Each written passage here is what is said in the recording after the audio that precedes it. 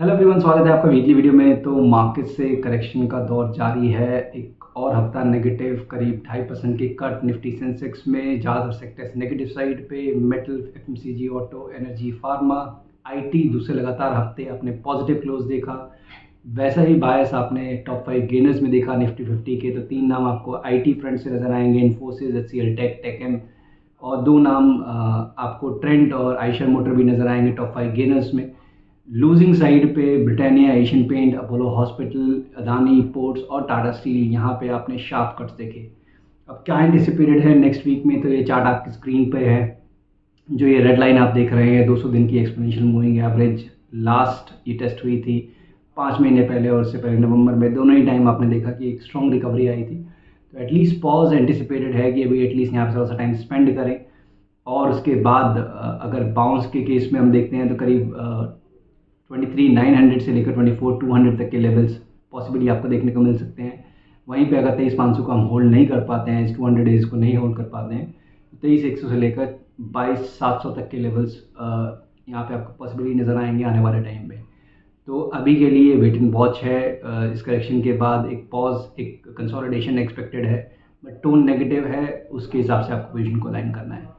अब आते हैं दूसरे सेक्टर पे। जो की सेक्टर है बैंकिंग का, लास्ट वीक तक यहाँ पे भी कंसोलिडेशन था 52,600 से लेकर 50,500 का। तो वो ब्रेक डाउन हो गया। यहाँ पे भी आपने 200 डेज की जो लॉन्ग टर्म एवरेज है उसको रीटेस्ट देखा।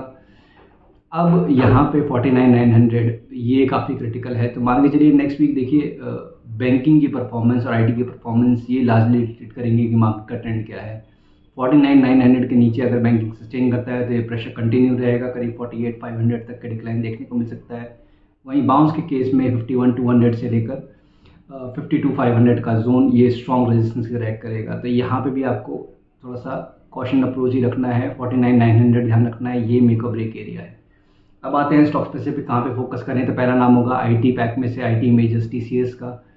तो जैसे कि हम आईटी पैक को देख रहे हैं स्टेबिलिटी, तो कहीं ना कहीं वो स्टेबिलिटी अब टीसीएस में भी नज़र आ रही है। एक ठीक ठाक करेक्शन के बाद यहाँ पे एक रीबाउंड देखने को मिल रहा है। तो जिस तरीके से एचसीएल टेक, इन्फोसिस अपने रिकॉर्ड हाइस के पास पहुँच चुके हैं या पहुँचने वाले हैं, यहाँ पे भी एक एंटिसिपेटेड है कि एक अच्छी रिकवरी देखने को मिल सकती है। तो एटलीस्ट मार्केट में अंडर परफॉर्मेंस नहीं आएगी, इसकी इंडिकेशन काफ़ी स्ट्रॉन्ग है। तो इस एक्यूमुलेशन के लिए देखा जा सकता है। Next on the list stock है पिरामिड एंटरप्राइज का। तो इसमें भी हम काफ़ी टाइट रेंज में कंसोलिडेशन देख रहे हैं, 1000 से लेकर 1100 के बैंड में। और अच्छी बात यह है कि अगर ये बैंड ब्रेक भी होता है तो 950 के पास आपको मल्टीपल सपोर्ट्स नजर आएंगे स्क्रीन पे, जैसे कि आपका ट्रेंड लाइन सपोर्ट है, मूविंग एवरेज का सपोर्ट है। तो इस तरीके के काउंटर्स बेसिकली आपको फोकस करना चाहिए जहाँ पे कि डाउन साइड अभी आपको कैप नजर आ रहा हो। And lastly on the list for the shorting side, LIC Housing Finance, एक डिस्ट्रीब्यूशन पैटर्न का ब्रेकडाउन, एक रीअटेम्प्ट रिकवरी का, बट वो फेल हुआ, दोबारा से मेजर एवरेजेस के नीचे स्लिप हो रहा है। तो पॉसिबिलिटी है कि यहाँ पे करेक्शन का टोन कंटिन्यू रह सकता है आने वाले वीक में।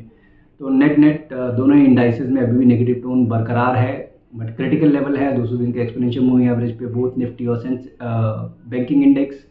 तो 23,500 और 49,900 ये दो क्रिटिकल एरियाज हैं जो आपको ध्यान रखना है। बैंकिंग की परफॉर्मेंस खास तौर से ज़्यादा वेटेज रखेगी क्योंकि वहाँ तक अभी करेक्शन हुई नहीं है।